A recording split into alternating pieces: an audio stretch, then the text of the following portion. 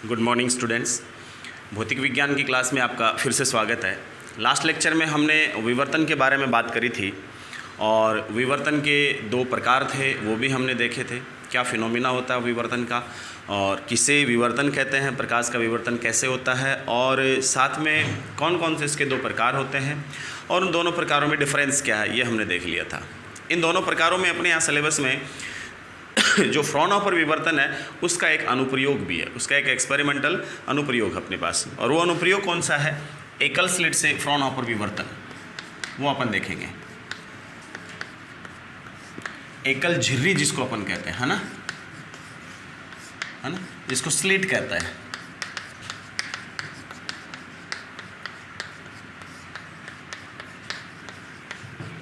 Fraunhofer विवर्तन, एकल slit से फ्रॉनहोफर विवर्तन अपन को देखना था। और फ्रॉनहोफर विवर्तन की बातें अपन रिकॉल करते हैं वापस से। फ्रॉनहोफर में क्या था कि जो स्लिट होती थी अपने पास, सपोज हमने ये एकल स्लिट ले ली है ना, ये एकल स्लिट ले ली अपन ने, इसको मैं एस नाम दे देता हूँ, है ना। ये एकल स्लिट थी अपने पास,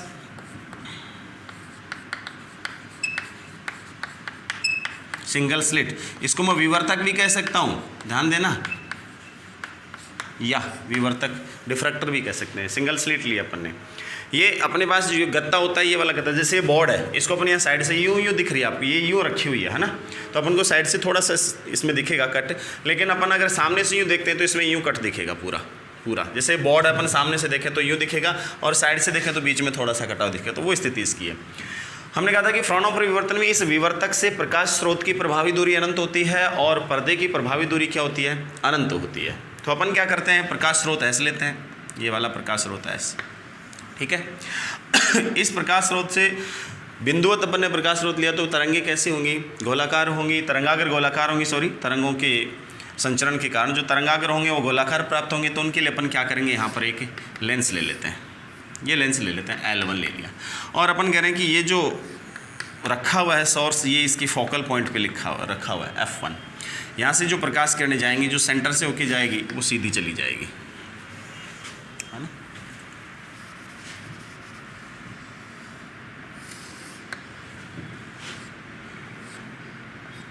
ठीक है, ये प्रकाश किरण। बाकी प्रकाश किरणें हैं, लेंस में से गुजरने के पश्चात क्या स्थिति होगी उनकी?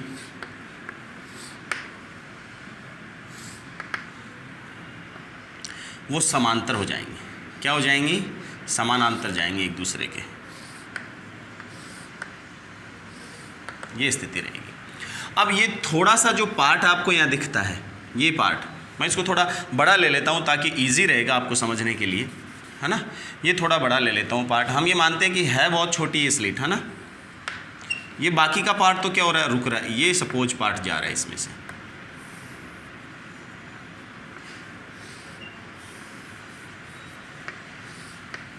ये स्लिट अपने पास है ना, यहाँ से यहाँ तक, इस पॉइंट से इस पॉइंट तक। इसको मैं A नाम दे देता हूँ और इस सिरे को क्या नाम दे देता हूँ, स्लिट के B नाम दे देता हूँ, ठीक है। और स्लिट की जो चौड़ाई है, यहाँ से यहाँ तक की स्लिट की जो चौड़ाई है, वो सपोज कितनी है? D है, स्मॉल d है, ठीक है। ये समांतर तरंगागर है, ये समांतर किरणपुंज है। इससे जो तरंगागर उत्पन्न होता है, ये W डैश, ये समतल तरंगागर है। कैसा है? समतल तरंगागर, ठीक है। और इधर से कौन सा आता है? गोलीय तरंगागर आता है, ठीक है। ये स्थिति अपने पास रहती है। अब क्या होगा, हम ये कहते हैं कि इस विवर्तक का जो प्रत्येक बिंदु है, उस प्रत्येक बिंदु का कार्य क्या होगा? द्वितीयक तरंगिकाएं उत्सर्जित करना होगा, जो हाइगेन का तरंग सिद्धांत कहता था, है ना। क्योंकि हम हाइगेन की तरंगिका सिद्धांत से इसको एक्सप्लेन करते हैं तरंग प्रकाशिकी में, इसलिए अपन कह रहे हैं कि इसका प्रत्येक बिंदु क्या करेगा? द्वितीयक तरंगिकाओं का कार्य करेगा, उत्पन्न करने का, उनको उत्पन्न करने का कार्य करेगा। यानी प्रत्येक बिंदु फिर से एक स्रोत की भांति व्यवहार करेगा। समझ गए बात आप? स्रोत की भांति व्यवहार करेगा तो इससे क्या होगा? द्वितीयक तरंगिकाएं उत्सर्जित होंगी, विभिन्न कोणों पर होंगी, ठीक है, विभिन्न कोणों पर होंगी। मैं यहाँ एक पर्दा ले लेता हूँ, ये क्या है? स्क्रीन है मेरे पास, ये पर्दा है, स्क्रीन है, ठीक है। इस पर मेरे को क्या देखना है? विवर्तन प्रतिरूप देखना है। अब क्या होगा, कुछ किरणें क्या होती हैं, इन विवर्तक से जाती हैं, यहाँ से विवर्तन होने के बाद कुछ किरणें सीधी की सीधी जाती हैं, ठीक है, तो समानांतर निकल जाती है कुछ किरणें, ठीक है। समानांतर निकलने का मतलब क्या हुआ, कुछ किरणों का पुंज ऐसा मिलेगा आपको कि वो जो है किसी भी कोण पर विवर्तित नहीं होंगी, वो सीधी की सीधी निकलेंगी। विभिन्न कोणों पर अपन बता रहे तो थीटा 0 भी हो सकता है, तो अपन करेंगे 0 वाली स्थिति में कुछ किरणें सीधी निकल जाती हैं यूँ, ठीक है, ये सीधी निकल जाएंगी। अब सीधी निकल जाएंगी तो समानांतर जाएंगी तो फिर अध्यारोपित नहीं होंगी, तो क्या करेंगे उसके लिए अपन एक लेंस काम में लेते हैं दूसरा, समझ गए, ये दूसरा L2 लेंस है। इसमें से जैसे ही गुजरेंगे ये प्रकाश किरणें, ये लेंस क्या कर देगा, इनको इस मध्य बिंदु C पर क्या कर देगा, कन्वर्ज कर देगा, या मध्य बिंदु O कह सकता हूँ मैं, है ना, इस मध्य बिंदु O पर क्या कर देगा, कन्वर्ज कर देगा, ठीक है। और यहाँ पर आपको क्या मिलेगा, प्रदीप्त बिंदु मिलेगा। ये बिंदु क्या मिलेगा, चमकीला मिलेगा आपको, या यानी यहाँ क्या मिलेगी आपको, ब्राइट फ्रिंज मिलेगी, ठीक है, चमकीला बिंदु मिलेगा। ये बीच वाले पॉइंट को सपोज में कोई स्थिति के लिए मैं इसको C कह देता हूँ, क्या कह दूँ मैं इसको, C पॉइंट कह देता हूँ, ठीक है। अब ये तो हुई बात किसके लिए, जो किरणें बिना डेविएट हुई, बिना विचलित हुए सीधी की सीधी गई थी, है ना। अब ये बिना विचलित हो गई थी तो समान दूरी तय करके गई तीनों की तीनों किरणें, और यहाँ पर क्या बनाया इन्होंने, चमकीला धब्बा बनाया। अब मैं थोड़ा सा करता हूँ कि इससे सपोज थीटा कोण पर जा रही है, किसी कोण थीटा पर जा रही है, इस कोण थीटा पर, है ना, किसी कोण थीटा पर जा रही है, और जो थीटा पर जा रही हैं उनके लिए देखो क्या स्थिति है। ये जो थीटा कोण पर जा रही है ना,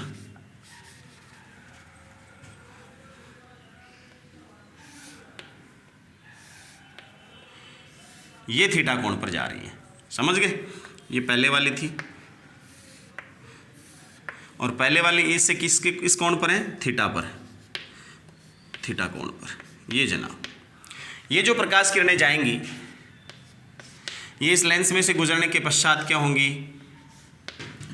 कन्वर्ज होंगी यहाँ पर, और ये लेंस इनको यहाँ कन्वर्ज कर देता है, मानो क्या कर देता है, यहाँ इस पॉइंट P पर कन्वर्ज कर देता है, समझ गए, ठीक है। अब इस P की स्थिति क्या होगी, चमकीली होगी या काली होगी, वो किस पर डिपेंड करेगा। इससे अपन यहाँ एक लंब डालते हैं ये, और इस लंब को मैंने नाम दे दिया M। क्या नाम दे दिया, M। मैं इस यहाँ वाली ये जो चीज़ है इसको मैं क्या कर लूँ, देखो थोड़ा सा बड़ा कर लूँ, है ना, बड़ा करके मैं इधर ले आऊँ, तो A पॉइंट मेरे पास यहाँ पर है इसका, और B पॉइंट यहाँ पर है ना। बड़ा करने का मतलब थोड़ा और बड़ा कर लेता हूँ मैं, A बिंदु यहाँ पर है और B बिंदु मेरे पास यहाँ पर है, ठीक है।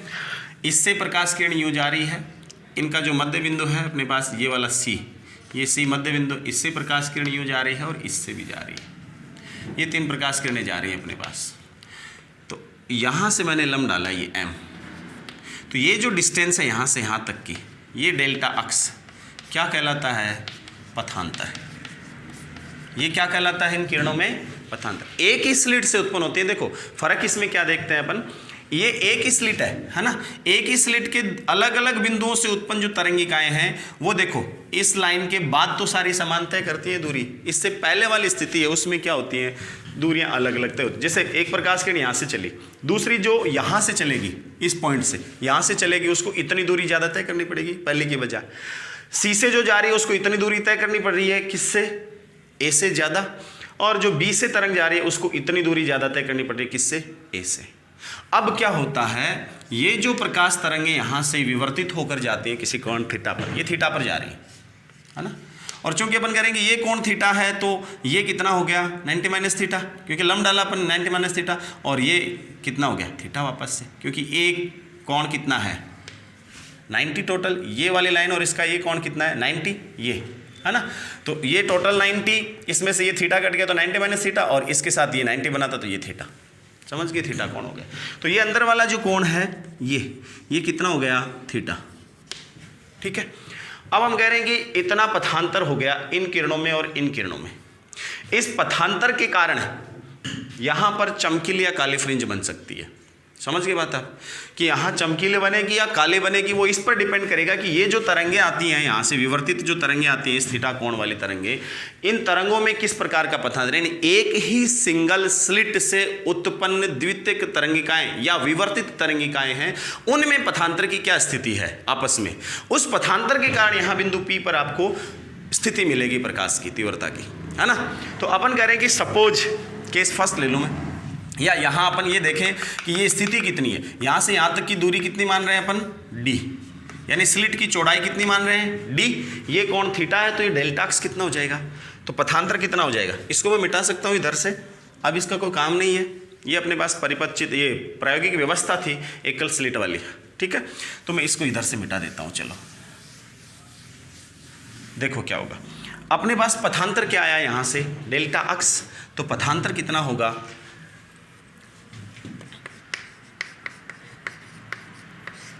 डेल्टा एक्स, ठीक है।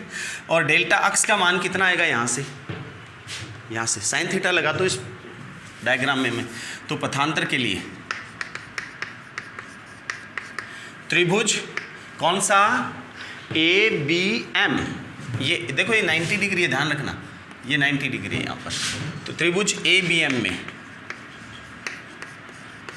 साइन थीटा बराबर, साइन थीटा कितना है, थीटा के सामने वाला लंब डेल्टा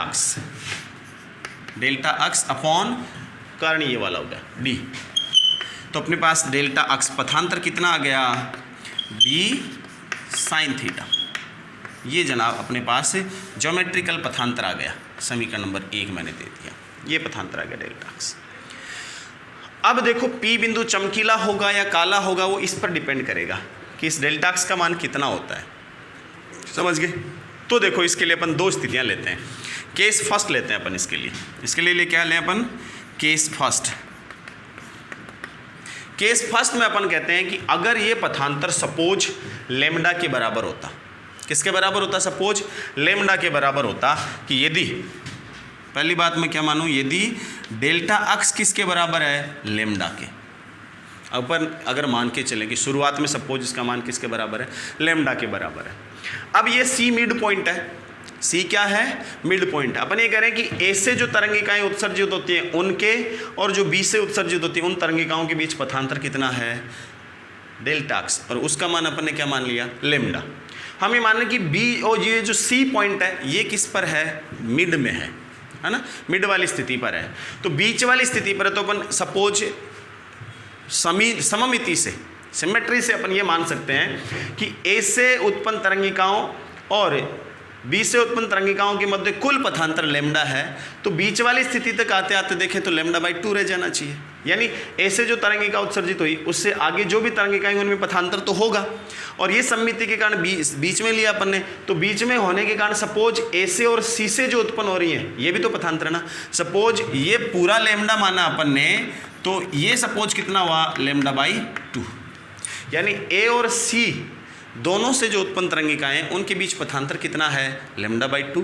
तो बचा कितना, सी और बी के बीच फिर कितना बचा, लेमडा बाई 2। तो लेमडा बाई 2 पथांतर तो इन तरंगिकाओं के बीच, और लेमडा बाई 2 पथांतर इन तरंगिकाओं के बीच। इसका अपने को कहने का मतलब क्या हो गया, ये कहने का मतलब ये हुआ कि ये ए बिंदु है और ये बी बिंदु है ना, ये बीच वाला सी है। तो देखो यहाँ से यहाँ तक की जो बीच की पथांतर की स्थिति वो अब कितनी होगी, लेमडा बाई 2, और यहाँ से यहाँ के बीच की पथांतर की स्थिति क्या हो गई, लेमडा बाई 2। यानी इस पॉइंट से जो तरंगिका उत्सर्जित होगी वो, और इससे जो उत्सर्जित होगी वो, इन दोनों में पथांतर लेमडा बाई 2, और इसमें कितना बच गया, लेमडा बाई 2। क्यों, यहाँ से यहाँ तक लेमडा है टोटल, इसलिए इसके और इसके बीच कितना बच गया, लेमडा बाई 2। अब एक चीज़ बताओ, यहाँ इस पॉइंट और इस पॉइंट से उत्सर्जित तरंगिका उनमें लेमडा बाई 2 है, तो इसके जस्ट थोड़ा नीचे यहाँ ले लो एक पॉइंट, उससे जो तरंगिका जा रही है उतना ही नीचे इससे ले लो, यहाँ से जो तरंगिका जा रही है उनके बीच कितना हुआ, लेमडा बाई 2। कितना हुआ, लेमडा बाई 2। समझ गए। इसका मतलब ये हुआ कि लेमडा बाई 2 ऊपर वाले से और नीचे वाले से लेमडा बाई 2 दोनों में डिफरेंस है, इसलिए ये स्थिति अपने पास बन गई कि इन स्लिटों के इस स्लिट में बीच में जो पॉइंट है है ना। इन स्लिट के बीच में जो पॉइंट है उनमें पथांतर λ/2 है, और λ/2 पथांतर होने की स्थिति में अपने पास जो घटना घटती है वहाँ पर वो कौन सी होगी, विनाशी व्यतिकरण की। समझ गए। यानी इसमें लगातार दो बिंदु अपन ऐसे कोई से भी देख सकते हैं जिनके बीच पथांतर की स्थिति क्या है, उनके बीच पथांतर कैसा हो सकता है, λ/2 हो सकता है। अंतिम यहाँ से और यहाँ तक अंतिम छोरों के बीच लैम्डा है। इन बिटवीन कोई भी दो पॉइंट ऐसे सेलेक्ट किए जा सकते हैं, है ना। इन बिटवीन कोई भी दो पॉइंट क्या किए जा सकते हैं, ऐसे सेलेक्ट। यानी मैंने कहा ना कि ये पॉइंट और ये पॉइंट, इनसे जो तरंगिकाएं जाएंगी उनके बीच λ/2 पथांतर। यहाँ पॉइंट ले लिया और यहाँ पॉइंट ले लिया, इनसे जो तरंगिकाएं जाएंगी उनके बीच λ/2 पथांतर। ये पॉइंट और ये पॉइंट ले लिया, इनसे जो तरंगिकाएं जाएंगी उनके बीच पथांतर λ/2, और इस पॉइंट के बीच भी पथांतर कितना, λ/2। λ/2 होने का मतलब क्या हुआ, कलांतर कितना हुआ, 2π/λ इंटू λ/2, 2 से 2 कैंसिल, पाई, और पाई का मतलब क्या हुआ, विपरीत कला। क्या हुआ इसका मतलब है, विपरीत कला। इसका मतलब इस ए और बी के बीच कोई भी दो पॉइंट ऐसे अपन सेलेक्ट कर सकते हैं, या इन ऐसे पॉइंटों की बहुत सारी स्थितियां बनती हैं, ऐसे युग्म उपस्थित होते हैं जिनके बीच पथांतर कितना है, λ/2। यानी उनसे उत्सर्जित तरंगिकाओं के बीच पथांतर कितना रहेगा, λ/2। ऐसे बहुत सारे युग्म उपस्थित हैं। तो ऐसी स्थिति में विपरीत कला में मिलेंगी तरंगिकाएं इनसे उत्सर्जित, और विपरीत कला में मिलेंगी तो जो बिंदु पी था अपने पास, वो पी कैसा दिखेगा, काला। कैसा दिखेगा, काला। वहाँ डार्क फ्रिंज मिलेगी अपन को। क्या मिलेगी, डार्क फ्रिंज। दोनों तरफ ±λ अपन ले सकते हैं, दोनों तरफ। उस पी बिंदु से जो बीच वाला ओ बिंदु, वो बिंदु से ऊपर की तरफ अगर पी ले रहे हैं तो भी वो स्थिति है, और अगर नीचे की तरफ थीटा ले रहे हैं तो उसके लिए भी वो स्थिति है। समझ गए। तो सेंट्रल जो चमकीला पॉइंट अपन को मिल रहा था ओ, उसके दोनों तरफ पी की स्थितियां अगर अपन लें थीटा कोण पर, तो सेम थीटा कोण पर कलांतर अगर लैम्डा है तो उस स्थिति में क्या स्थिति बनेगी, काली स्थिति बनेगी, काली फ्रिंज बनेगी। क्या बनेगी, काली फ्रिंज। तो इस स्थिति में उस काली फ्रिंज के लिए क्या होगा अपने पास, d sin थीटा बराबर लैम्डा, ये आ गया।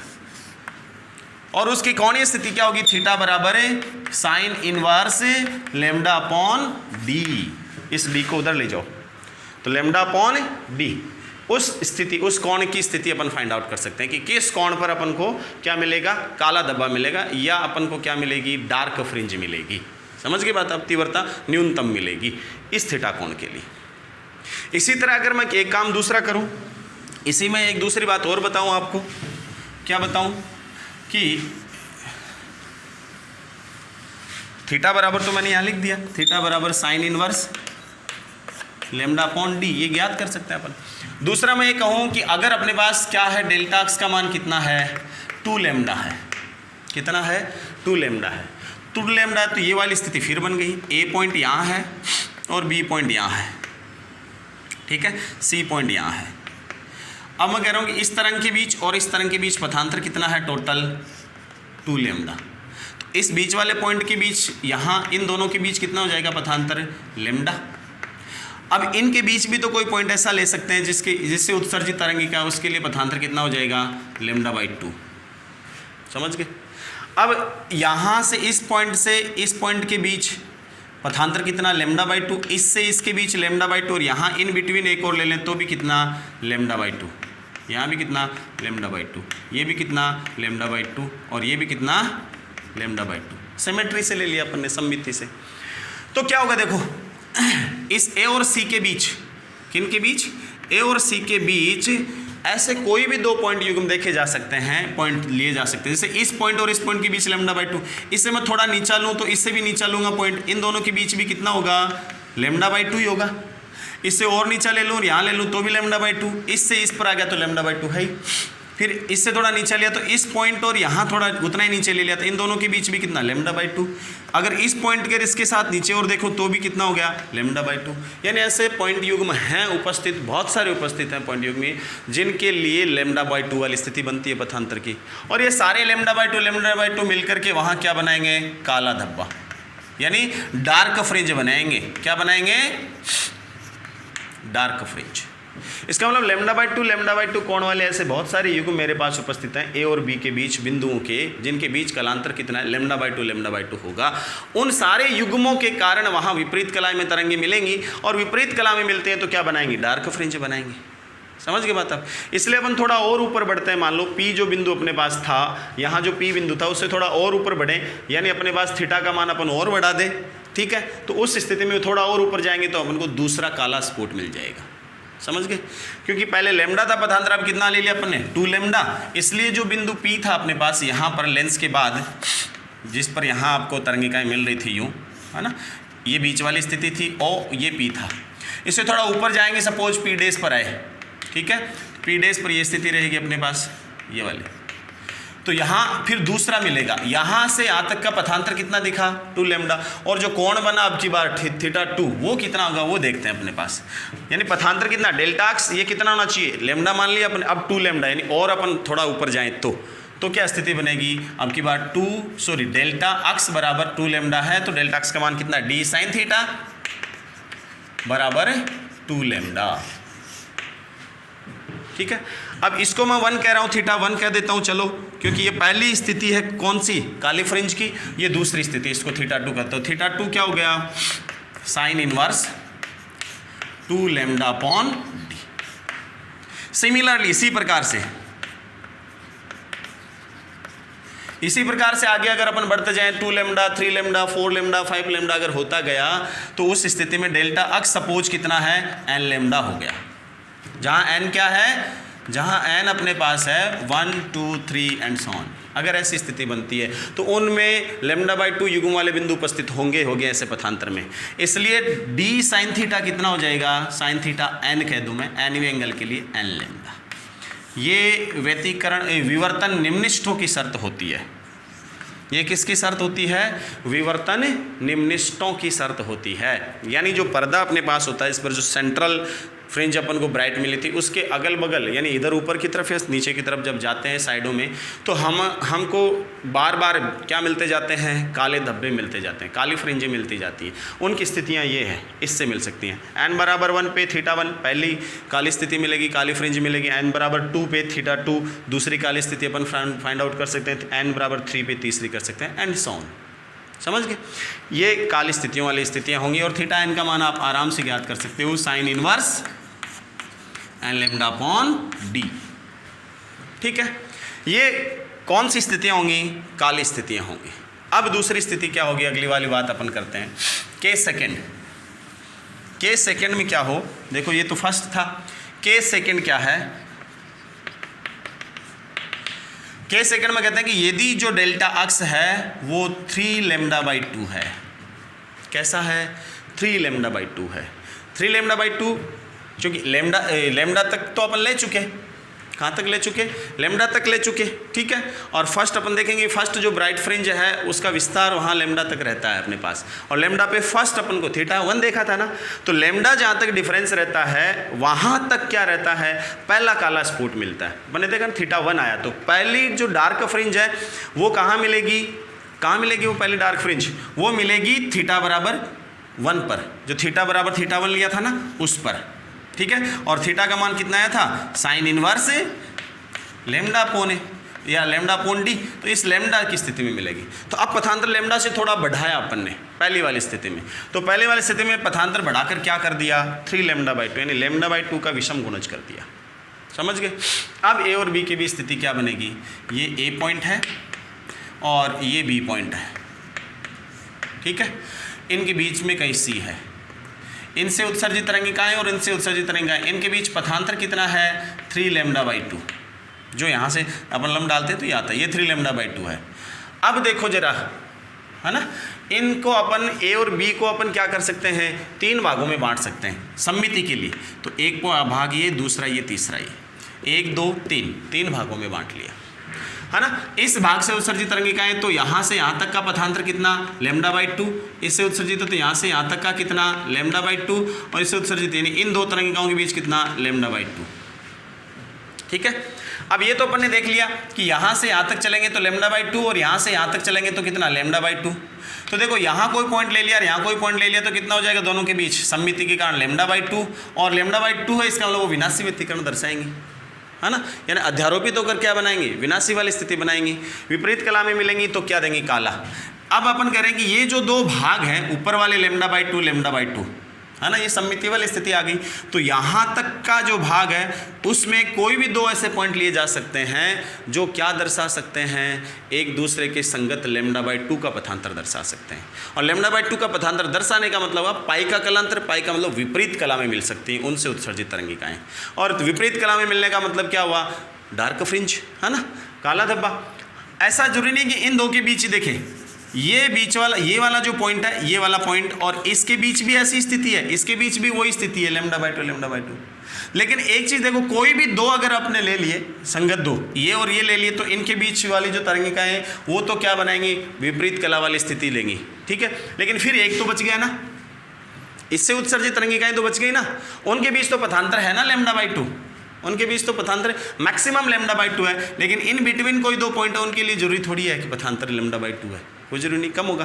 तो ऐसी स्थिति में क्या होगा, वो जो एक पार्ट वाली तरंगिकाएं हैं वो वहाँ बिंदु P पर अध्यारोपित होंगी और कुछ तीव्रता अपन को देंगी, समझ गए। क्योंकि दो के कारण तो क्या हो चुका, दो के कारण तो एक दूसरे के लिए पाई का कलांतर उत्पन्न हो चुका, किन्हीं भी दो के कारण। तीसरा लेकिन बच गया, है ना, और तीसरा बच गया इसलिए क्या कहें कि ये तीसरा जो पार्ट है, इस पार्ट से जो तरंगिकाएं जाएंगी वो तरंगिकाएं क्या होंगी, कुछ ना कुछ तीव्रता वहाँ अपन को देंगी, वो विपरीत कला में नहीं होंगी।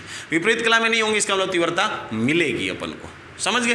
तो इस स्थिति में d sin थीटा अगर पथांतर किसके बराबर है, 3 λ/2 के बराबर है, तो ऐसी स्थिति में अपन को क्या मिलेगी, ब्राइट फ्रिंज मिलेगी। क्या मिलेगी, ब्राइट फ्रिंज।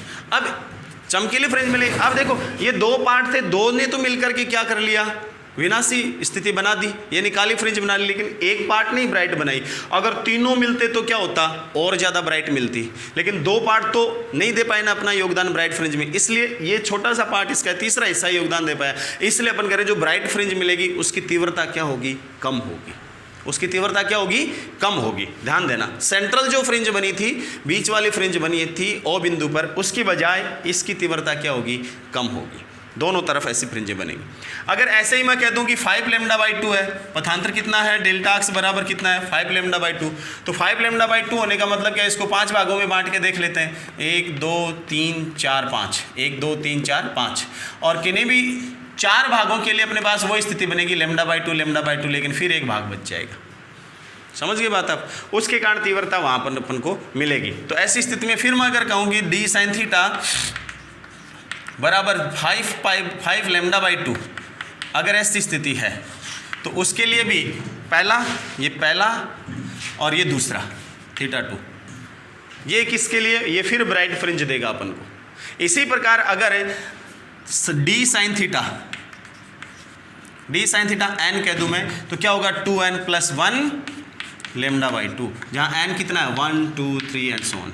ये अगर शर्त संतुष्ट होती है तो यहाँ क्या मिलती है, ब्राइट फ्रिंज मिलती है।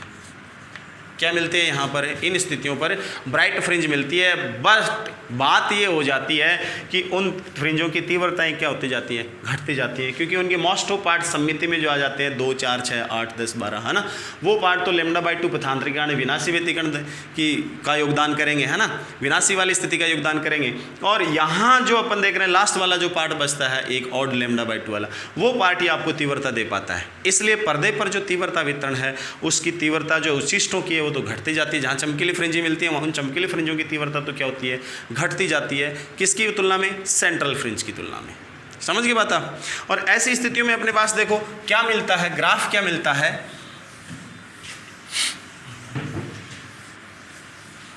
जो अपन ने पर्दा देखा था ना, यहाँ पर जो पर्दा देखा था आपने, यूँ ये पर्दा था ना, ये पर्दा, इस पर्दे पर केंद्रीय बिंदु क्या लिया था आपने, ओ लिया था, इधर P लिया था, है ना, ऊपर P डैश था और आगे था अपने पास। तो मैं कहता हूँ कि ये जो सेंट्रल वाला पार्ट होता है ना, ये वाला सेंट्रल वाला पार्ट, इधर भी मैं P1 कह लेता हूँ, इधर P1 डैश कह देता हूँ, ठीक है, सम्मति वाले दिन। ये बीच वाला पार्ट था, इस पर समान कला में जा रही थी तरंगिकाएं, तो इन पर समान कला में तीव्रता क्या मिलती है, अधिकतम मिलती है। ये इधर तीव्रता दर्शा रहा हूँ मैं, इस एक्सिस पे तीव्रता क्या दर्शा रहा हूँ, तीव्रता I, इंटेंसिटी। तो बीच वाले भाग में इंटेंसिटी क्या मिलती है, ज़्यादा। और अपन ने बताया था कि P वाली स्थिति कौन सी थी, ये स्थिति थी n λ वाली, कौन सी एन लेमडा वाली? एन का मान 1 2 3 करते थे तो 1 करते थे तो कौन आता था? ये पी वाली स्थिति। इधर कौन सी आती थी? P1 वाली स्थिति।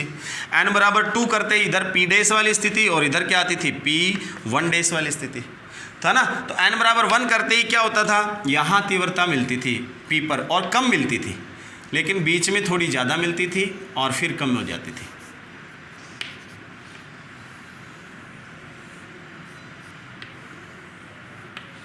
ये स्थिति यहाँ मिलती है।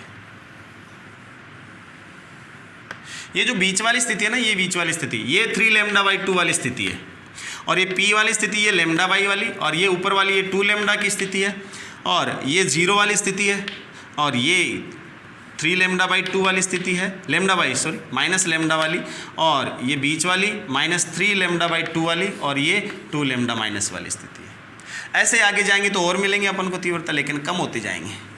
ये स्थिति मिलेगी, ये प्रतिरूप अपन को मिलेगा तीव्रता का, है ना। बीच वाले फ्रिंज की तीव्रता क्या मिलेगी? बहुत ज़्यादा मिलेगी यहाँ तक। उसके बाद जो उच्चिष्ट मिल रहे हैं इनको अपन उच्चिष्ट कहते हैं, है ना। ये भी मैक्सिमा ही होते हैं। ये जो उच्चिष्ट होते हैं, इन उच्चिष्टों पर तीव्रता मिलती तो है, ब्राइट तो मिलती है फ्रिंज की तीव्रता, लेकिन इसकी तुलना में ये तीव्रता बहुत कम हो जाती है। ये जो सारे के सारे और उच्चिष्ट मिलते हैं ना, और मैक्सिमा जो मिलते हैं ना, यानी और जो चमकीले फ्रिंजें मिलती हैं ना, उनको द्वितीयक उच्चिष्ट कहा जाता है। क्या कहा जाता है इनको? द्वितीयक उच्चिष्ट कहा जाता है इनको, द्वितीयक उच्चिष्ट। ये द्वितीयक उच्चिष्ट कहलाते हैं।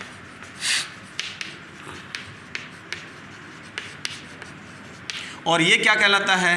केंद्रीय उच्चिष्ट।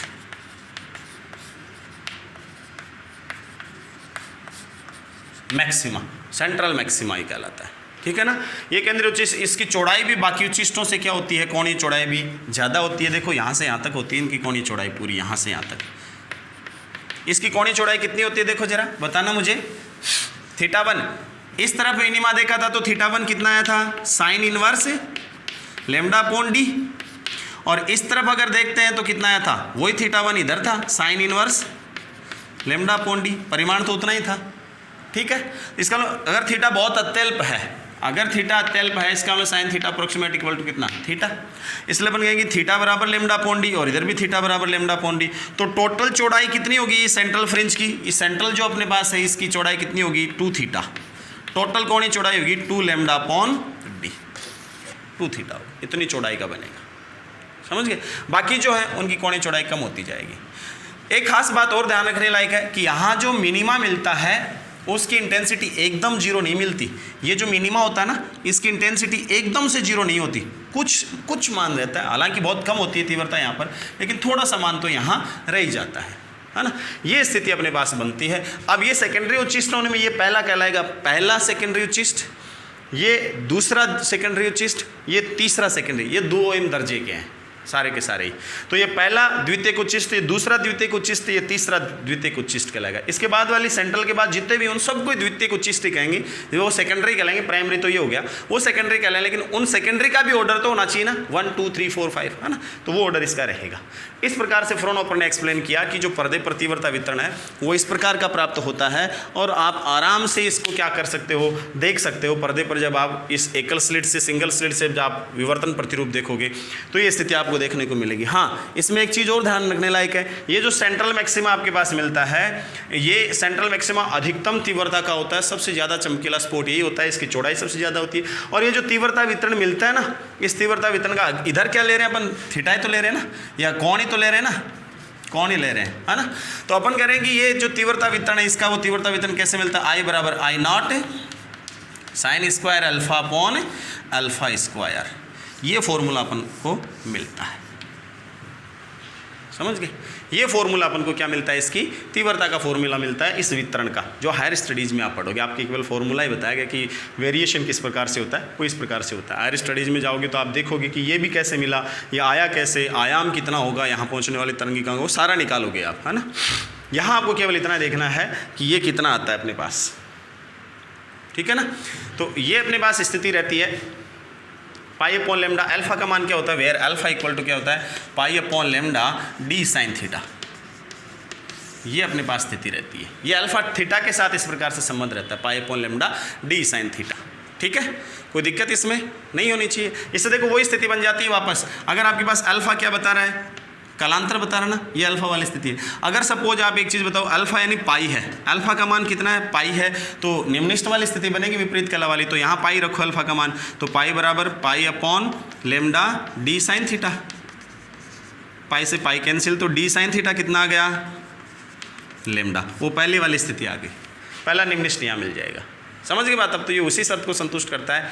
हाँ, तीव्रता वितरण इस प्रकार से मिलता है। ये सेंट्रल मैक्सिमा की तीव्रता होती है, ठीक है ना, और I बराबर I नॉट मैक्सिमम तीव्रता होती है, यहाँ पर I नॉट। बाकी निम्नलिखितों की तीव्रता है वो आप ज्ञात करते जाते हो। ये इसकी जो तीव्रता है लगभग I नॉट अपॉन 22, इसकी 22 गुना कम होती है, इसकी 61 गुना कम होती है, ये 121 गुना कम होती है, करती जाती है और तीव्रताएँ सेंट्रल की तुलना में, वो हायर स्टडीज़ में आपके। लेकिन यहाँ तक अपन देखते हैं कि सेंट्रल स्पॉट अपन को क्या मिलता है, चमकीला मिलता है, उसके बाद दोनों तरफ उसकी क्या मिलता है, डार्कनेश मिलती है, और उसके बाद आगे फिर सेंट्रल स्पॉट्स मिलते हैं, वो उसके बाद चमकीले स्पॉट्स मिलते हैं, उनको अपन सेकेंडरी मैक्सिमा कहते हैं। इस प्रकार से फ्राउनहोफर के सिंगल स्लिट से डिफ्रैक्शन अपन आराम से देख सकते हैं। आज के लिए इतना ही, नेक्स्ट क्लास में अपन इससे आगे वाली स्थिति पढ़ेंगे। धन्यवाद।